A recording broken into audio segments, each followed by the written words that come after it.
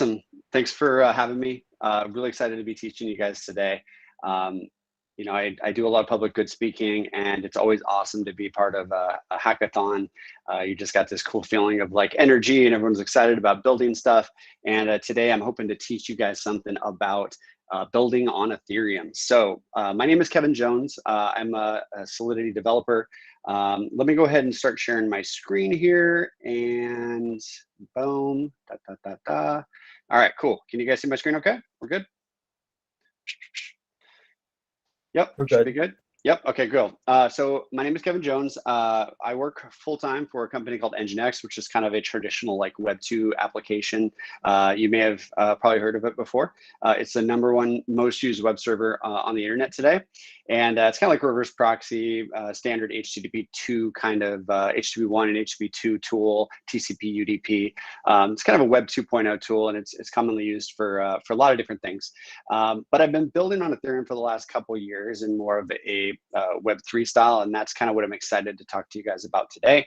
I'm a developer advocate for Scaffold-ETH, which is the toolkit that we're going to be showcasing a little bit later that allows you to build and prototype, and especially for hackathons, it's awesome because it kind of gives you everything that you need. I'm also a founder of a nonprofit called the Blockchain Education Fund, based out of here in California. And I'm also a Solidity mentor for Growik, which is this online platform. So if you guys are looking to learn more after the hackathon, check out Growik. It's a great free resource. It's 100% free, and you can learn more about Solidity, which is the programming language that really empowers you to build on Ethereum. And I'm also a photographer and filmmaker, so you'll see me at a lot of crypto events shooting photos. It's just one of my passions that I have as well. So that being said, let's kind of get into things here. Let me just go through a few slides real quick to kind of set the stage for kind of what we're going to be talking about, and then we're going to get into like demo mode. So this might be kind of quick, but I want to talk about a little bit of the history of where the webs come from and what it really means to be like Web 3 or like building on Web 3. You may have heard of, back in the 90s, the internet came out, and it was this kind of concept. You heard the term static web. And what it was is that most web servers were just serving like static content, which was content that was not dynamic in nature. Things like images, HTML, static, maybe JSON or, sorry, not JSON, JavaScript files. But everything was pretty much static. There was not a lot of dynamic content.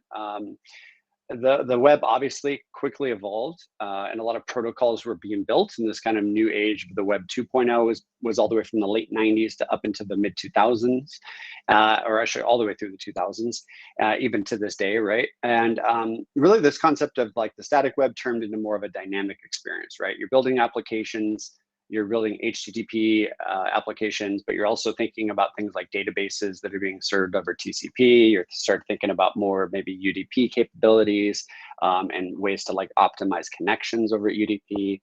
Applications were built in a more distributed way. It gave birth to this concept of apps and APIs with the separation where computers to computer communication, business to business communication was handled by APIs, but applications were for user experience. This concept of databases, right, where we actually store some information that can be kind of referenced on the back end. And again, everything expanded in this concept of like distributed systems, right? If you're studying computer science, you'll learn quickly that distributed systems is what gave birth to the internet. Everything was hosted pretty much on clouds providers or virtual machines, or now even in what we call containers, right? Like Linux containers. And then we started seeing this dynamic content where it was more about data flowing between the user and the actual application, right? It's pretty much is what the internet is today for the most part. But we're here to disrupt that. And a whole new concept of Web 3, right, has kind of evolved over the last, 5-7 years, I would say. And this concept is just completely different. It's we're never going to get 100% to Web 3, but for certain components and certain types of applications, it makes sense to build them in a new way. Web 3 applications tend to be a concept of decentralized or decentralization, right? Built on blockchains and distributed on a distributed network that is not under the control of one single person, right? This concept of distributed applications, where an application is actually stored on a distributed file system, And those distributed file system applications are accessed by users over public key cryptography. So they're permissionless. So anyone that's holding a key can essentially interact with that application by doing signed transactions. So they're permissionless. And they're also immutable and censor resistant, because when you deploy an application on the blockchain, you're essentially deploying it in all the copies on all of the nodes, and there's no way that it can be stopped, because it literally is the logic is stored inside of that smart contract, right? And the logic is kind of law. And so if you build an application the right way, it can actually live forever, and it can be available to everyone, and it can be completely decentralized. And on top of that, everything is transparent. And so again, you'll have users that are connecting to dApps. dApps connect to the network, this network of nodes, which is like a blockchain. And this concept of, Web 2.0 still kind of has a say in this kind of story, because we also have what are called providers. Now, providers are things like Infura or Alchemy, or there's also companies like Moralis. And there are these kind of like traditional application companies that provide a gateway into the blockchain. And that's what you'll hear this term of provider. Providers used in a few terms, but for the most part, it's like a provider is kind of like a gateway into your application. Okay. So what does that mean from a developer standpoint? If you're a developer and you want to build on Web3, well, you have to build your application in those kind of those four things I talked about. You need to build your application and deploy it in a decentralized way. You don't have to, but it's suggested that you deploy your application on a distributed file system, something like IPFS, which is the interplanetary file system. You can think of the interplanetary file system as a set of nodes, like a cluster of nodes that use a hashing algorithm to identify the location of the files. So instead of locating a file based off the IP address, you search for the file over its hash. And all the hashes is like a fingerprint of the file. So if I take a picture and I upload it to IPFS, it gives me back a hash. And that hash is the kind of identity of where I can locate that file.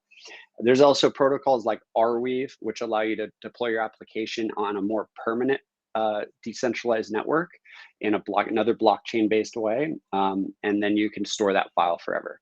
So you write your application in some kind of front-end language like JavaScript, something like a framework like React or Next are very, very popular. We're going to be talking a little bit about React.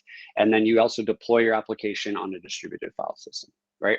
Then for the smart contracts, where you actually build your application and write the back-end code, are commonly referred to as smart contracts. You write this smart contract, and when you deploy it and you push it to the network with a transaction, all the logic that's written in that smart contract allows you to kind of let that just kind of handle all the transactions, and you interact with that over a public key cryptography to interact with those functions or change the state of that smart contract. So you think of the smart contract as a database, but it's also a set of rules of how the application should run.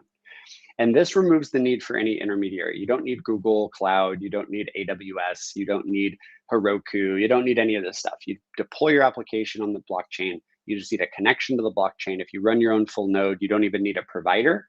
You can just access the blockchain and access your application and operate as a bank. And apologies if you hear my toddler in the background, but he's screaming, so apologize for that.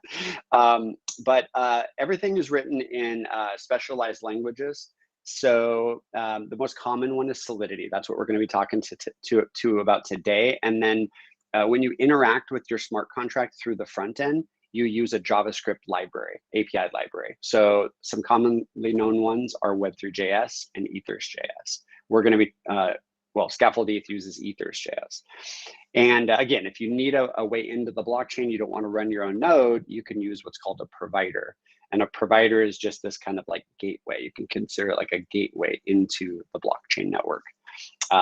Alchemy, Infura for a few, Moralis, there's a bunch. And there's also IPFS services as well, like Pinata. There's also, totally blanking right now, but there's a bunch of other IPFS services as well.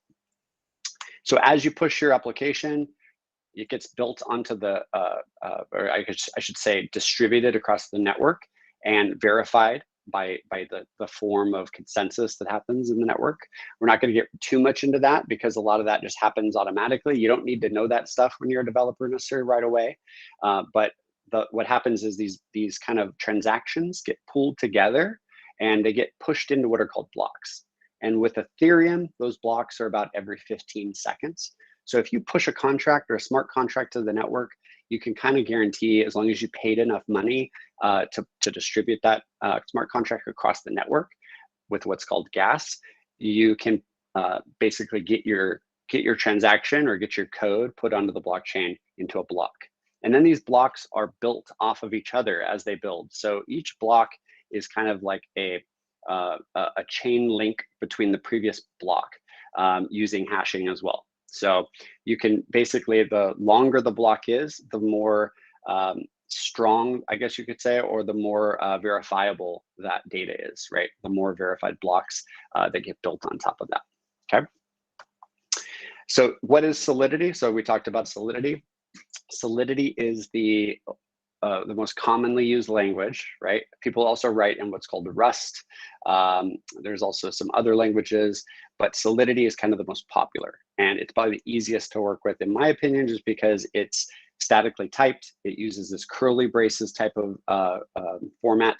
So it looks a lot like JavaScript, a little bit like Python and Go mixed together as well.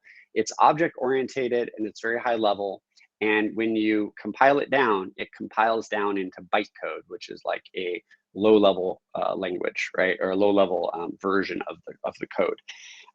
And so we'll get to that in a little bit, but my whole point is that you do have to compile the code down. So the source files are Solidity files. And as you compile that down, it gets compiled into bytecode, which is just like the raw data. And you need an ABI to actually read that bytecode after it's compiled down. So the cool thing is that you don't really need to know how to write an ABI because your compiler will do it for you, and Scaffold-ETH will compile that ABI for you as well. So really you just have to learn the language. And so there's two components to really building a decentralized application or a dApp, and that's Solidity and React. So hopefully some of you might know a little bit of React, but even for Scaffold-ETH, you don't need to know a lot of React to build a decentralized application. Really, the core of everything is Solidity. So let's keep going here. So you could, let me just talk about this basic contract that you see here. You can see that we have a license identifier on the top, which is commented out. It's just a comment. And then we see there's a version of Solidity by what's called the pragma. And the version. So we're using 8.14, which is the most recent, I believe. And then we have a smart contract called contract A, and we have a variable that's a unsigned integer with the 256 byte size called B. And we're initializing that variable, and then we have a function called C, which is publicly available, that allows you to set that variable that we've defined right above it. So it's pretty easy to understand. You have this concept of contracts. Within that contracts, you can define variables, and within the contract, you can also define functions, right, that can be called. To get set up developing on Ethereum, you only need, as far as like the most recommended path for Scaffold-ETH is to use Git, because Git is going to allow you to check out the repository. You need a copy of Node.js 16 or above, and you need Yarn Package Manager. You need the newest version of Yarn. I would recommend make sure you install the newest version, because if you're running Linux, you might have an old version. So just make sure you have the newest version. With these three things, you'll be set up. So if you're at home right now and you want to get started after this, just write these three things down, install those, and those are going to be the most important things that you get. Then what Scaffold-ETH is going to do is it's going to, using Yarn, you'll be able to spin up a hard hat node. Hard hat node is basically a virtualized Ethereum virtual machine. So it's like a local virtual machine that you can run that has a blockchain running on it. And it also has some like toy Ether for you to play with. And it has a deployment tool, it has a testing tool. It's got like a bunch of cool stuff for you to build on Ethereum. It's pretty much everything you need to build on Ethereum. Then it also installs React for you. And there's with a Yarn command, you can spin up React. And then it also obviously comes with a basic Solidity file and all of the stuff that you need. Hard hat and Node.js work together to compile, and using the Solidity compiler to compile down your smart contract as you build. And this is all orchestrated with just simple Yarn commands. If you don't know what Yarn is like a package manager. So it allows you to install packages, but it also allows you to create scripts, and all the scripts are written for you. So that's the cool thing about Scaffold-ETH is it's all orchestratable with these kind of command line scripts that are taken care of for you. And you don't have to worry about it. You don't even have to really know React much, and you can start building. So what does it look like with Scaffold-ETH? You have Git, you have Yarn, you have Node.js installed, right? You do a git checkout to check out the repository. You do a Yarn install, which is going to install all of your dependencies. So that's kind of like the pre-setup. You do those two things, check out the repository, go into the directory, do a Yarn install, and that's going to get you all the prerequisites. You do a Yarn chain that will spin up Hardhat for you, which is that local virtualized Hardhat node. You do a Yarn start, which is going to spin up a copy of React. And you do a Yarn deploy, which is going to take your smart contract that comes with Scaffold-ETH, a real basic version of it, but we're going to get to it in a little bit, and deploys it to the network. And then as you interact with your application on that Hardhat node, the blocks are verified and transactions are put into a pool, and it mines for you, and it does everything for you. So you don't really need to understand too much about what's happening behind the hood, but essentially that's kind of does all that orchestration for you. Okay. If you need help after I'm done today and you want help, go to docs.scaffoldeth.io. There's a Telegram channel on there that's going to get you pretty much everything you need if you get stuck. Okay. Okay. So if you guys are at home, pull out your phone. You can scan this, and this is going to give you all of the links for Scaffold-ETH if you need them. It's going to give you the GitHub. It's going to give you the Telegram channel. It's going to give you the docs, pretty much everything, all as a contact card on your phone so that you can easily access them. I'd recommend joining the Telegram channel if you have questions, just because I might not be available or something like that. And there's about 2,000 developers in there, okay? So how do you get started? Okay, so if you're a developer and you go home, or you're at home and you want to spin up Scaffold-ETH, you've already installed Node.js, you've installed Git, you've installed Yarn Package Manager, do a search for Scaffold-ETH. This is going to be the first link that comes up. It's going to give you all the instructions step by step to do what you need to do. All the demo that I'm going to do is going to be available in here. So I'm going to just send it in the chat real quick so you guys have it.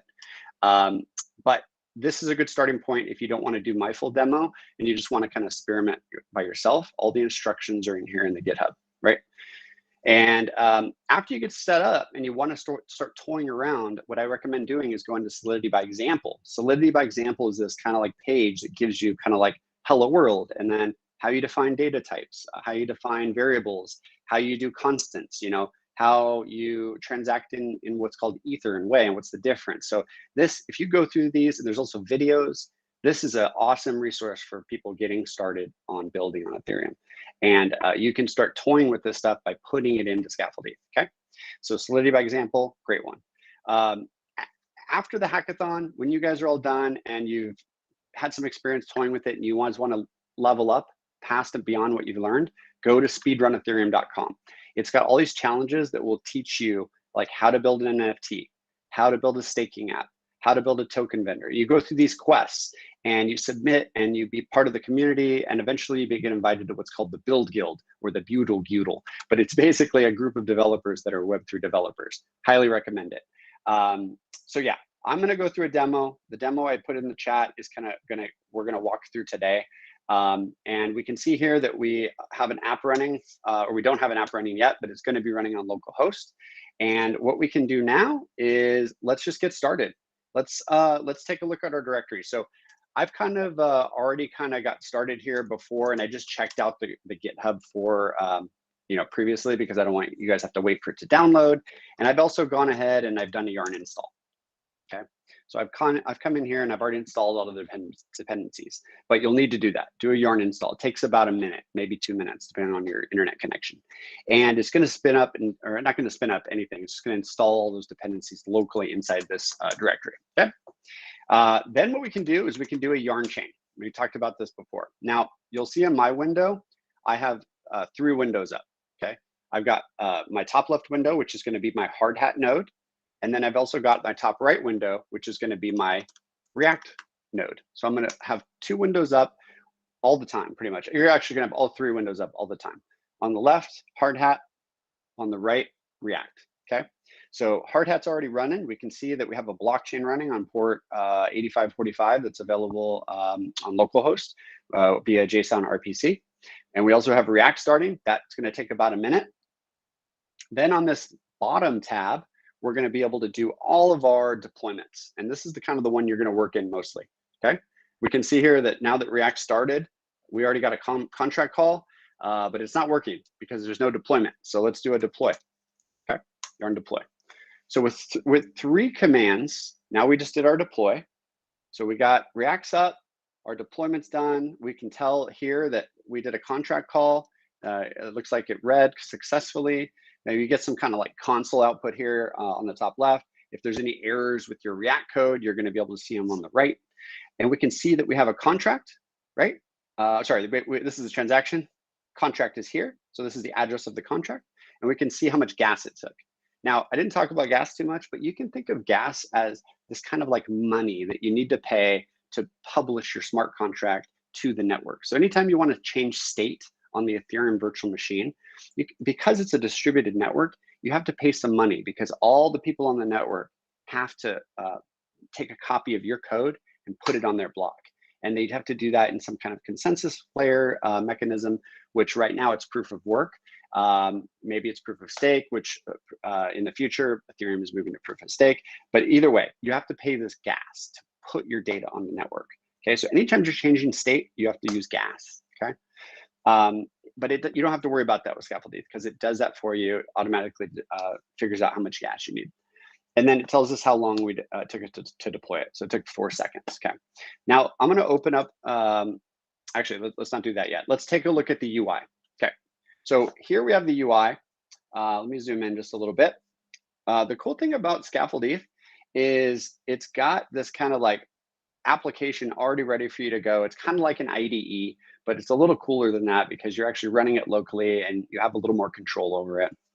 But what's importantly, you'll see these tabs right here in the top. You have the home directory, which is like where you're going to build your application. So for this hackathon, if you're going to build an app, you want to put it all inside this app home directory. And I'll show you where that is in the back of the code in a little bit. But this is like a React app within Scaffold-ETH. So that's what this tab is. Then you have this debug contracts tab. The debug contracts tab, that's probably the coolest part of Scaffold-ETH because what it's doing is it's taking your smart contract and it's injecting all of the functions you've written, all the variables that you've written, the address, the value of the smart contract, all this cool stuff, and it allows you to interact with it and test it in that thing. And it's adaptive, and you'll see what it looks like when it changes, but it's adaptive, okay? So let's just kind of glaze over that for a second, but then we go to hints, which is just like some hints about where you can get started by testing and doing some deployments, like how you edit your front end. Here's the location of that front end application file, how you create a token picker if you want to like create like a UI component, how you access a faucet, stuff like that. Then you have an example UI, which has some like React components that are already built for you, like a value input, your address with a little blocky and a little copy kind of copy function so that you can copy addresses, an ENS example, which is Ethereum naming service, but there's all this cool stuff. So you can copy and paste this and put it into your application. There's an events for which we'll get to events in a little bit, but events are kind of like logs for your application, buttons, icons, sliders, right? All sorts of cool stuff. Okay, so then we have this mainnet DAI, which is you're not going to mess with at all probably much, but it's if you wanted to build a stable coin application and you want to interact with mainnet DAI, you do it here. And then there's a subgraph. Subgraph is if you've ever heard of the graph, which is a blockchain API layer. It has a built-in support for subgraphs. So if you want to build an API with GraphQL of your blockchain application, this is where you would go to set that up. There's a good video by me online. If you search it, you'll be able to find it. And there's also some instructions in the code that I linked, the shutter block Bitbucket, that how you set up the subgraph as well. But then we see up here in the top right corner, we see this this faucet. We see there's a faucet button, and then we see an address, and then we see some money, but it's empty, and then we see a connect button. Now, I talked a little bit about applications on Ethereum. When you want to interact with them, you've got to use public key cryptography, right? And there's a couple ways you can do that. You use a wallet, or you can create transactions with a private key and a public key. Wallets manage your public key and private key for you, okay? What you see up here is a burner wallet. It's like a wallet within the browser that's ready to go. It automatically generates a private key for you. It automatically generates the address for you. It gives you a little copy function. And all you have to do is click this button and it will grab funds from Hardhat and it will give you some Ether. It will give you 0.01 Ether for you to play with right out of the faucet. Let's say you want more. You can click that copy of the address, come down here to this faucet. I can put in my address and I could get like $1,000 if I want from the faucet. And then I just sent $1,000 from Hardhat into my burner wallet. And it's a browser wallet. So if I say file, new incognito window, and I go to localhost 3000 here, and let me move this one over here, we get a whole new burner wallet. And we get a whole new identity because it's in a localhost, it's in a browser, right? Now, if I wanted to, I could connect MetaMask, but you don't have to mess with that. If you wanted to install like MetaMask is like a software browser wallet, or you maybe have a wallet on your phone, like I use Rainbow Wallet. You might want to use Wallet Connect, which is like a way to hook up to like a cell phone wallet. You might use Coinbase Wallet, whatever, it doesn't matter, but you don't need to use a wallet. You can just use the burner wallets to do your testing. When you eventually ship your application to a test net, not locally, but to a test net or to mainnet, like Ethereum's network, obviously, you don't want to use a burner wallet, but for testing, you don't need to do too much, right? Okay, so let's take a look at our smart contract. Let's take a look. That's pretty much all of the UI. You got this cool little function here where you can turn it from night mode to light mode. I personally like dark mode or night mode. And we have, let's go to the debug contract folder. So we have this contract that's here. Let's see what it looks like in the code. So I'm going to use Atom. You can use VS Code. You can use whatever text editor you want. It doesn't really matter, but I just like Atom just because it's got a lot of cool functionality. And let's take a look at the directory structure. So if we go into the packages folder right here, then there's a Hardhat folder. There's pretty much two folders you're always going to be working in. One is Hardhat and one is the React app. The Hardhat is obviously the Hardhat node that's controlling that, but inside there's a contracts folder. And we click on that your contract, that's exactly what we're seeing here. It's the same as this little tab that we're seeing here. So what's going on in that contract? Well, we have a version of Solidity. We have the console that's being imported, which allows us to print like to the Hardhat console, which is going to appear over here. So that's just kind of a cool way to like do some debugging. We have the contract, right, which I showed you earlier. It's just you have to name your contract, so it's called your contract. And we have an event, which is basically a set purpose event.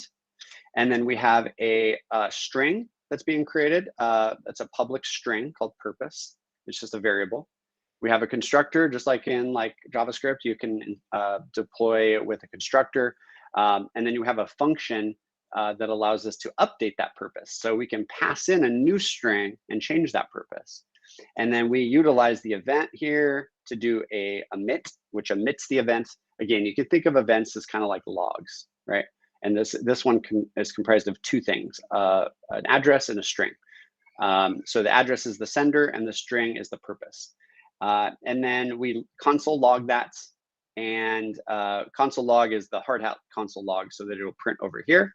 And then we have two other functions that just allow us to receive some funds. So it's a very basic smart contract, but let's toy with it a little bit. So if we hard coded a change, let's build permissionless apps like this, and then let's redeploy. Okay, let's come over here. Let's see make sure it deployed. Okay, it deployed successfully. We got a new version of the smart contract. It's a new address, so we can see the address is different. Okay, and then we can see now it changed in our UI. So the UI kind of automatically refreshes itself.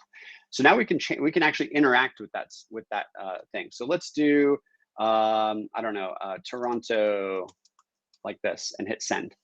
Now we'll be able to use our burner wallet to formulate a transaction inside of our browser with a new purpose. And we got back a string of JSON sent. Basically, it says it's successful. And I could say San Francisco, and send. And I can keep doing that as long as I want. I can send these transactions, and those transactions are getting submitted to the network here. Okay, but that's kind of it's kind of a boring smart contract. It's not really doing anything too crazy. So what I would like to do actually is instead let's create some kind of let's start toying around with our smart contract. First thing let's do is let's define a new variable. Okay, let's call it, and let's make it an address type variable. If you want to learn about variables, they're called primitive data types or variables. You can search that on Solidity by example. Let's make it public, and let's call it owner. And let's put in our owner address. So we want to use our burner wallet. Okay, so let's do that, and let's save that, and then let's deploy it. Make sure it's successful, which looks like it's going to be. Yep, it's successful. And now we get a new variable. So you can see that our UI is adapting. So what we could do is we could, now that we have this variable, it matches our address here, because there's two different kind of addresses, or sorry, there's two different, this is our actual wallet address. This is the variable, which is fine. And then let's go ahead and do what's called one of the first things you learn with Solidity is you want to require something. So on a line, if someone wants to call this function, well, let's require something. So let's require that the message.sender, so message.sender is the person, or I should say the wallet that is sending the transaction to that function, is available in a global variable called message.sender. Let's make sure it's equal to owner, so it's equal to this. And if not, you are not the owner, like this, and save. And now let's redeploy. And by the way, if you ever want to get a new instance of the smart contract and you want to reset everything, you can also do a yarn deploy -- reset, and it will kind of just wipe out the contract and always give you a new one no matter what. Just kind of a nice little trick to know. So I could just keep doing that, and I would just keep getting new versions of the contract as they appear. So now I get a new one. Okay. So now what I can do is I can come over here to my little blocky, yellow blocky dude or green blocky dude here. And I can come over here, and now I'm this kind of like incognito tab. I don't have any funds, so let's get some funds. And now let's come over here and say San Francisco, right? And hit send. And I'm gonna get an error. You are not the owner, because I've set up this kind of like access control, right? I've defined who the owner is, and I've required that if you want to set this purpose, you've got to actually pass across as the owner as your transaction message.sender. So now I'm blocked. I've blocked this guy from accessing the function. But that's not really the right way to do access control. The right way to do access control is actually let's get rid of the variable here. Let's get rid of this require statement here. And let's do what's called importing. It's inheritance, okay? And it's right here on the top. What inheritance does is it allows you to inherit or import another smart contract, okay? So you can have multiple smart contracts that you deploy, and you can inherit off of them. So in order to do that, I can say, well, I want to make your contract is actually inherited from ownable. So what is ownable? Well, if you see here, it's Open Zeppelin Contracts Access Ownable. Open Zeppelin is this company that kind of sets the standard on like how to do different types of implementations of different protocols or different types of smart contracts. And so one of those is called Ownable. It basically has all the functionality you need, the basic functionality to do access control. So all we have to do is inherit it, reference it as an inherited version. So we import it and then inherit it. And then if we come over here, we can actually use what's called a modifier, and we can say only owner. So when you inherit a smart contract inside of your existing smart contract, you get access to all the functions that it has, the variables it has, or what's called the modifiers. And you'll learn about this as you start to build, but you can think of a modifier as like a set of rules that function has to live by. And one of those is called the owner. So we can say, well, we want this function to only be called by the owner of the smart contract. So let's save it and let's redeploy it, okay? Make sure it worked. It should deploy. Boom, it deployed. So let's take a look at it. Now, what's wrong here? Well, if we look closely, our wallet actually does not match the owner address. It already has an owner variable that that it got from the deployment, but it's some random wallet. It's not even this one over here, right? It's not this wallet either. It's what it is it uses, Hardhat has 10 wallets, or maybe 20 actually. I think it's 20. It has 20 wallets, and they all have a bunch of Ether. They all have 10,000 Ether in them. And it uses the very first one, wallet 0, to do the deployment. It's called the deployer. And so what you're seeing here is the Hardhat's deployer address. So now the Hardhat has control of the smart contract, but we don't have control of our smart contract. So what we need to do is we need to take control of the smart contract, okay? So this is where you go a little bit deeper inside of Scaffold-ETH and your contract, but you'll see there's this deploy folder. Now this deploy folder has a JavaScript deployment inside of it, and it tells, basically it tells Hardhat how to deploy your smart contract, okay? Most of it's already written for you, but like, let's say you wanted to pass some arguments to the constructor, you could do that by using these arguments here. Like you could say, well, I want to set, like, I don't know, the name of the token as Dogecoin or something like that. And I want to also pass, like, I don't know, a value or something like that. I could do that, like a certain amount of money. Let's say I want to pass, like, I don't know, like 1,000 Ether to it. I could do something like that, but we're not going to get into that right now. But I'm just showing you that you could pass some constructor arguments to your constructor, but we're not going to do that. But what we are going to see is that we get access to, because we formulate our deployment, and then we get an instance of our contract with what's called Ethers. Ethers is a JavaScript framework for interacting with the blockchain. We get a copy of that using the deployer, and then we have this await function that we can grab right here. Let me just come down here, paste it in, and you can, because we inherited ownable, and if we go back to our UI, we'll see it here on the bottom. See this new function that appeared? Because we inherited ownable, we got access to this new function, which is called transfer ownership, and it gives us a variable.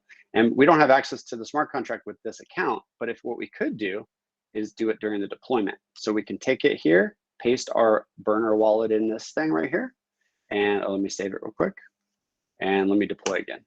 So now what I'm doing is I'm deploying with this script here, and I'm deploying the smart contract, and I'm transferring it to my burner wallet. So now it will match. See how they match right here? Okay. So now I could, let's say I want to transfer the smart contract to this guy, I could grab his address. I could come down here, paste it in, and send. And now I've transferred the owner to this guy. Now he's the owner. So I could also grab this guy and transfer it back by just coming over here. See what I'm doing? I'm transferring the ownership of the smart contract. Now it's back to this guy. Let's refresh and make sure. So you see how you start to take control of the smart contract when you deploy it. Okay. So let's go deeper. All right. What I'd like to do now is I'd like to actually do something cooler, I guess you would say. Let's not do something like an owner function contract. We can still take control of the smart contract, and we can still have our inheritance here. But let's do something a little bit, because decentralized applications are really built on this concept of digital economy and decentralized digital economy. Maybe we want our smart contract to take in some funds when someone wants to call the function. So instead of requiring that it's the message.sender, what we can do is say require that the message.value is equal to a price that we're going to set. And if not, you don't have enough value or something like that. Okay. So what we're saying here is if someone wants to call this function, we're going to look at the global variable for their transaction that's called message.value, and we're going to make sure that they're passing in a value that we feel is suitable to interact with that function. So let's do it. Let's do a uint, unsigned integer, right? We could specify 256 if we want to specify how big it is. That's kind of like best practices with numbers. So let's do that.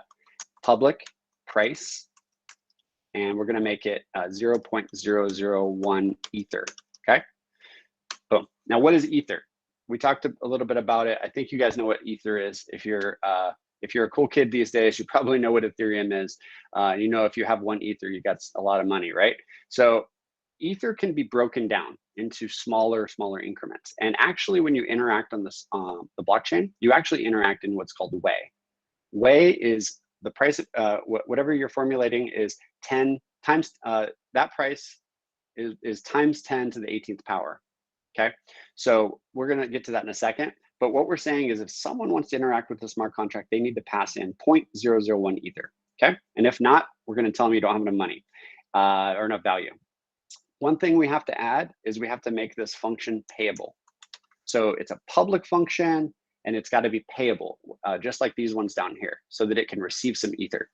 So let's save that and let's deploy that, okay? Boom, compiled it, awesome. All right, now let's go to our smart contract. What do we got now? Well, we've got a new variable. Now it's really long, right? And I talked to this a little bit. It's because it's broken down in what's called way. So 0.001 Ether is actually this much way. Now, if you don't want your user to have to type this in every time, so if you're building a UI, you need to take that into account. But you can see right here, there's a little function that allows us to see that. And you can also see that our variable, our function updated.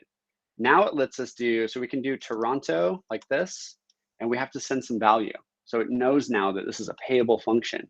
So let's send some value. Let's type 0.001, and let's click this little green button, and it's gonna do the conversion for us. It's kind of a cool little tool in Scaffold-ETH that just allows you to, you don't have to like pull out a calculator and hit a bunch of zeros. And then we can just hit send. Boom, it worked. So now we were able to successfully change that. Let's come over to the incognito tab, right? This guy should be able to do the same thing. Let's refresh. Let's go down here. Let's set it to San Francisco, boom. And let's 0.00, I don't know. Let's say 0.00001. If I try to do that and send it, it's gonna say you don't have enough value because I didn't put enough, right? So we could let's just copy the price that we need to pay and let's paste it in there. Boom, send, boom, now it worked. Now what we see, if we look up here in the smart contract, what's happening with the smart contract? Well, it's acting as a bank. We're sending some value into that smart contract and it's getting locked up. Now, this Ether is actually lost forever because I've pushed this Ether into the smart contract and there's no function for me to take it out. So we need to write a function to take it out, but let's not focus on that right now. Let's dive a little further into what we're doing. Instead, what I'd like to show you is that with one line of code, you could do something like this: price equal price times 101 divided by 100, right? Save that, redeploy it, right? Make sure it deploys. So with one line, we added that. What we did is basically said, okay, let's take the price, let's multiply it by 101 and divide it by 100. So let's increase it by 1% every single time, okay? So now if I come over here and I want to change it to Toronto, if I can type like this, I can pass in the amount and I can send. And what do we see? Well, the price changed. Now it's a little bit more. It's a little bit more expensive for me. So let's come over here. Let's do this one, San Francisco. Spelled it wrong, that's okay.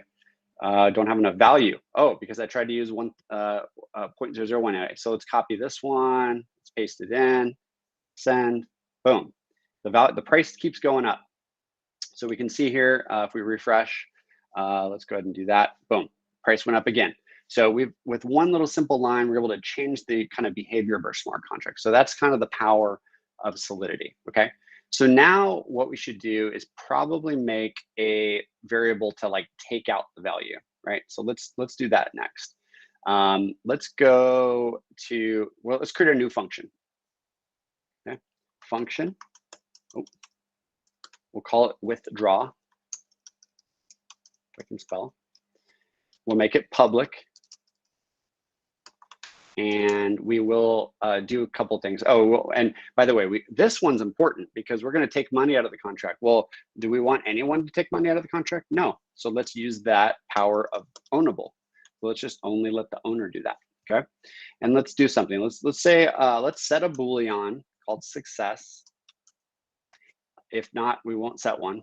And we'll basically make sure that we will do a message.sender. So whoever's calling this function, we will do a message.sender.call. So you can think of as a call as a way to transfer funds between a smart contract and a wallet. You should always use .call if you want to transfer value. And it's really easy to do because you can just pass in the value that you want to pull out in the form of a JSON kind of object like this. So we can say, well, let's grab the entire address of this smart contract's balance. Okay. And then we can just basically leave that empty. Oh, like that. And you know what? We also need to probably do some require statement here, something like error checking. So let's require that the address of this smart contract is greater than or greater than or equal to 1. Otherwise, we can't call this function, right? Because there's no money. Right, like that. Save that, and let's deploy it. Boom. Let's make sure it deploys. Yep, we get this weird error. It's telling us that we're setting a Boolean when we're not using it. That's okay, because we only want to set that Boolean when the actual person successfully pulls the money out. So let's go over here to the thing and let's start testing it. So we have the ownership here. We have this kind of like incognito tab. So let's change it to, well, first of all, let's grab some fun, or grab this, paste it in here. Let's change it to, oh, sorry, I did the wrong one. Toronto, exclamation mark, boom, send. Then let's grab over here, let's refresh. And let's change it here. Let's change it to I am cool, I don't know. And hit send. So I'm able to update it, it's working. Now let's come over here to the hacker dude and let's see if we can withdraw the money that's in there. So there's 0.002 Ether in there. So let's access this new function we have called withdraw. Oh, we're not the owner, so it's not gonna let us. But if I come over here, now I got this withdraw function. I was able to pull that money out. See if it goes away. Yep, there he goes. Now it transferred to my wallet. So I was able to create this cool smart contract, let it do something, accept some value. I let the price get kind of manipulated using that cool price function. And then I was able to withdraw the funds because I'm the owner of the smart contract and I should get paid for the time that I used to make this smart contract, right? So you've gotten to this point. Let's just say that at this point, you want to deploy your application to a test net, okay? So you've kind of come up with a concept and you want to push this to a test net. How do you do that, right? Let's close the incognito tab. Let's go back to this here. Let's look at two things. First of all, I haven't talked about React, so I want to talk about that real quick. But inside React app, inside the source directory, there's the app.jsx file. That's kind of like the main component for your application that's the main component for Scaffold-ETH. So that's everything that you see here in the UI is going to be in here. And then you'll see if you scroll down, there's this networks variable. So let's say we want to deploy to, Rinkeby, okay? Let's go ahead and go in here, Rinkeby. So Rinkeby, if you don't know, is a test network for Ethereum, okay? And then let's see here, 1 second, sorry. Okay, so we changed that. And then we also want to deploy our smart contract to a different network as well. Now there's this hard hat config file, okay? So hard hat config. And you'll see that the hard hat config is basically by default, hard hat thinks that you just want to work locally, right? If you want to push to a test net, you can just come in here and you can edit it to Rinkeby.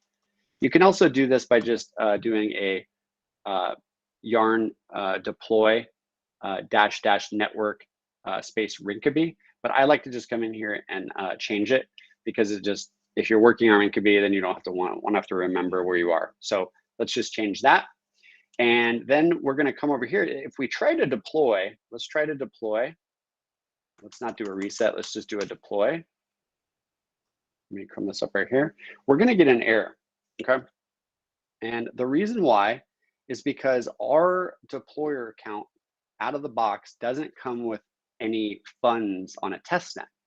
So far, we've just been using the hard hat Ether, right? So what we want to do is we actually want to generate a deployer account. So we can do what's called a yarn run generate, okay? And what this is going to do is it's going to generate what's called a mnemonic, A mnemonic is just a set of user, or I should say a set of, it's basically your password. It's a set of text that is split up for you in an easy to remember way. And it's basically what it uses to create your private and your public key. So first it creates your private key based off the mnemonic, and then you derive a public key from your private key. And so you'll see inside here, we have a new generated code. It's 0x7f. So if we look here, now we have this 0x7f that was created here, and this is the mnemonic. So if all of you guys copied this down and you loaded it into your wallets, you could steal all the funds from my test account. But that's my whole point. You don't want to share this. This should normally be not shared on a screen. This is something you would keep private, right? Because you might use it eventually to deploy to a production, especially if you're a developer, right? So keep this safe. This is never going to have any funds on it in production, so you don't have to worry. It's literally never going to have any funds. So if you wrote it down, you wouldn't get anything from me anyways. But I've already generated the account. Now I can do a Yarn account. Now, what I'm going to do is I'm going to do a Yarn account. And as I do that, I'm going to use my Punk wallet, okay? Punk wallet is a little mobile wallet. And I've already loaded it up with $4,000 in Rinkeby-ETH. So all I have to do is do a Yarn account. And then I can scan my QR code here. And I can send myself, I don't know, let's send myself $100 US dollar. I'm doing that right now. I just send a transaction. Boom, transaction started. Rinkeby is real fast. So it looks to me, now things are obviously a little slower when you're on a test net. So it might take a second. It succeeded. So I was able to send that account that I set up some test ETH. So we can actually stop this and do a Yarn account again, and it's going to show me all the balances. So let's see. Rinkeby, now I have 0.06614 ETH.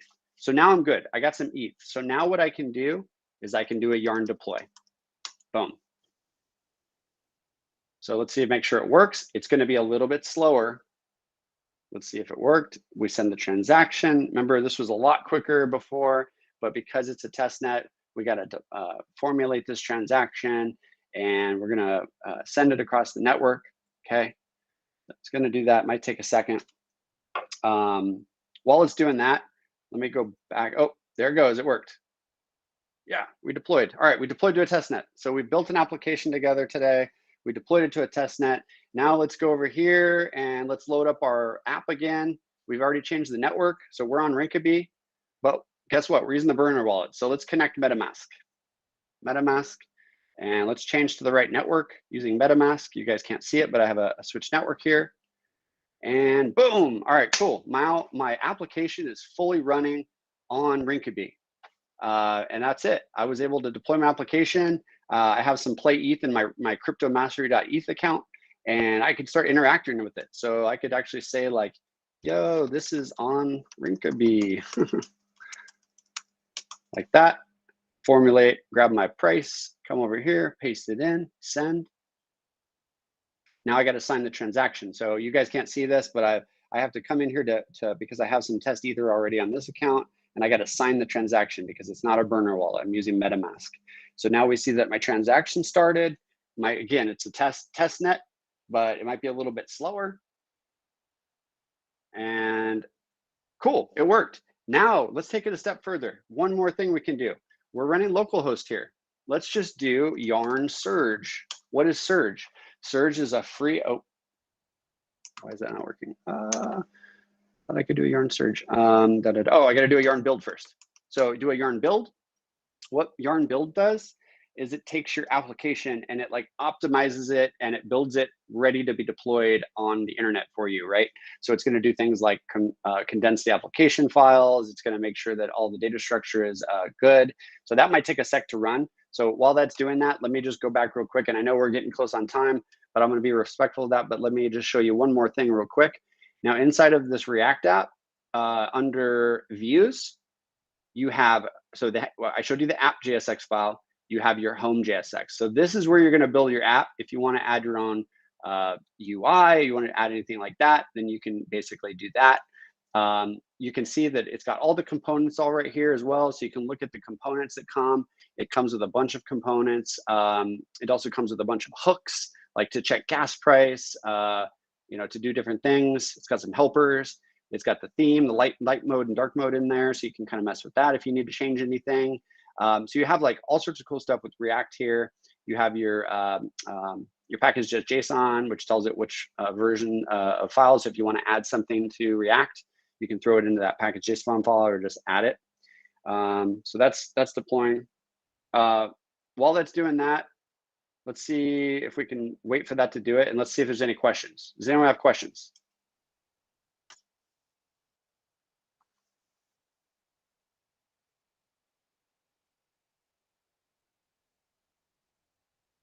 Anyone? No? There's got to be at least one question out there. Sorry, it's still going. How expensive are the gas? So basically, you can think of gas. Let me just kind of talk about gas real quick. Gas is like anytime, like I said before, anytime you want to change state on the network, you got to pay a little gas to do that, right? So you want to try to optimize everything you do with the smart contracts. You don't want to like, you know, like you might want to store some data on the blockchain. Well, maybe it's better to actually store it off the blockchain if you can. Only store stuff on the blockchain that you know needs to be stored there in some way. Try to use like external storage for like certain parts of your application, or using IPFS, obviously for like, you know, certain things. And then, you know, if you look up, so it's hard to go into to explain everything for that question because it's all based off opcodes. So if you really want to get into the nitty gritty, you can just do a search for opcodes, gas prices, and every single thing you do on the Ethereum virtual machine gets broken down in the base of what kind of opcode it is and how much data is flowing to that opcode. Okay, so if you Google opcodes, gas, it will kind of explain that for you. Okay, real quick, it finished doing this. So now I can just do a yarn surge real quick. Yarn surge. And what yarn surge is going to ask you for like a username and password.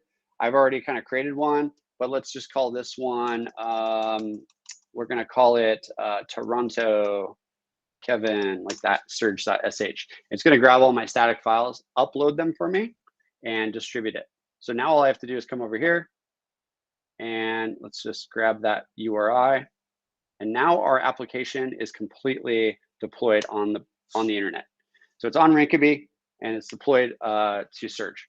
So now you guys at home could go to toronto-kevin.surge.sh, and you guys can interact with the smart contract as well, especially if you have some test ETH, which you could just do connect, boom, and you're good to go. Okay, there was another question. Let's see what the other question was. It was, can you make it so the price updates automatically when you're reloading the page? No, because the price is only changing when people call the function, and the function is only getting called when someone signs a transaction, right? So you could think of, again, it's all about state. So if someone signs a transaction to change the state, then it's going to change the price, right? If someone just loading the page isn't going to actually interact with your smart contract, so there would be no function call. Next question is, to deploy and stuff, imagine sending less money from the gas cost. It's like driving 2 hours to get 50 cents from someone. Exactly. The more people that use the network, the more congested the network gets. And that's why the gas prices go up, because it is a free market. So the more, in other words, you pay a premium when you want your transaction on the blockchain. So if all of us were at home right now and we all wanted to publish a smart contract, and there was only enough computers to allow so many transactions to be mined on the network, then we would all have to pay a little bit more, because we're trying to prioritize. We're all trying to beat each other to the consensus of the network. And so gas prices are definitely market driven. So gas prices can get crazy, but that's a really good analogy. I like it. So let's see, kind of like a real gas in your car. Exactly. All right, so we're about a minute over. Let me stop presenting here. Any other questions? I tried to keep it to an hour. Looks like I went a little bit over, but I did want to see if you guys want me to stay around for questions. I'd love to answer questions for you. Hopefully you guys use Scaffold-ETH, right? Yes, the Scaffold-ETH demos details everything. Everything I just went through is available on that first link, which is called Introduction to Scaffold-ETH. I wrote that, so Hopefully it doesn't have any bugs. I just went through it right now myself with you guys. So it's a great way for you to learn and replicate what I just did, right? Is it possible to prevent that? Not sure what you want to prevent. Is it a way to calculate the gas, if the gas would be worth it? I mean, it's a hard question to answer, right? Depends on what you're trying to do, right? If you're like, if I'm trying to, let's say I have a smart contract that's holding $1,000 in real money, right? And I need to get that money out, and I need to transfer it to my other wallet, right? It's in a smart contract, and I need to withdraw it, but I need that money to pay my rent. Well, my rent's $900. I could pay up to $100 to get that money out, and maybe I'd be okay with that, right? So it's really just like, you know, at some point the network's going to slow down, and you can take it out usually late at night. Gas is kind of like this like opposite, like evil side of Ethereum. That we're doing a lot to like try to lower the gas prices, and that's going to happen with things like kind of like the roadmap of Ethereum over the next couple years, I should say. So the gas prices will continue to go down. Yes, you're welcome. Every time someone did a transaction, it's changing the price, you have to reload the page. Yeah, so sometimes you do have to reload the page. So that might just be like how the app's built. It's not actually like recognizing. What you could do is, I didn't go too much into it, but every time you change the price, an event is emitted. So you could listen to those events, and then you could force React to reload, make it more reactive. So there's ways to do that. I'm not an expert in React, so, and I don't think that it has a lot of that functionality built in, but you may want to do that eventually in your application if you want the best user experience. Exactly. So blockchain is not about cryptocurrency and NFTs, but it can be used as something available for our apps, right? Such as creating contracts, which you demonstrated, right? Yes, right. So I didn't get too much into it, but NFTs are a huge component of smart contracts. It's just a different type of a smart contract. Scaffold-ETH has some examples of how to build an NFT. So if you guys go onto Scaffold-ETH and you do a search for all the branches, let me just share my screen one more time. If we share, boom, and we go to Scaffold-ETH, and if you go up here to the top left, you'll see this branches tags. We could do NFT, and there's a bunch of examples of how you build an NFT. Now, NFTs are not just for little like images that are funny. There's cool stuff you can do with NFTs. And so if you build something really cool for a hackathon project, you might use NFTs. So you can't just say that NFTs aren't for nothing. They're very useful because they are more, they're non-fungible tokens. It's a way for you to make unique tokens, as opposed to something like Dogecoin or, you know, some of these other like coins that are worthless, that don't have any value. NFTs actually can have a lot of utility, right? In that sense. Yeah, all right. So I think I answered some questions. Any more questions in the chat?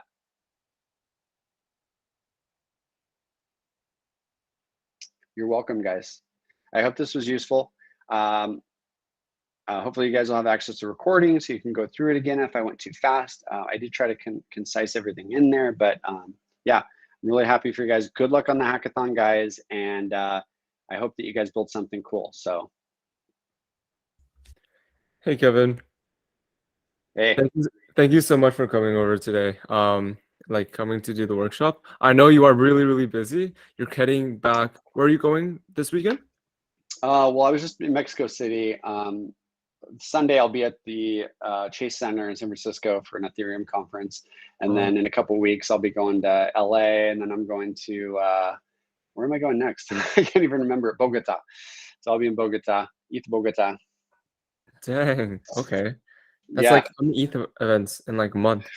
Yeah. It's crazy. It never stops. Are you going to Warsaw? No, I don't think I'll make Warsaw. Yeah, unfortunately, that would be a lot of fun. That's in Poland, right? Yeah, like I heard I don't know about you, but the plane tickets from where I am to Warsaw are like over like $1,000 right now. Oh wow. Yeah. Crazy. Next year we'll be on the plane together. We can do it. Perfect. And hopefully I'll see you November or early September in Toronto. We'll see how it Yes. goes. And yeah, again, thank you so much for coming over today. I bet a lot of these hackers really appreciated the workshop as much as I did back in Jam Hacks. Yeah. We'll love to see more ETH development in this hackathon, and hopefully I can show you some projects that were developed on ETH Scaffold. So yeah, this is great. Thank you so much, Kevin. I'll see you guys around. have a good night. Yep, it's good seeing you, man. Take care. Keep me updated. All right, for sure. Bye. Bye. Fang? Yep. Hi. Yeah, let's stop recording. All right.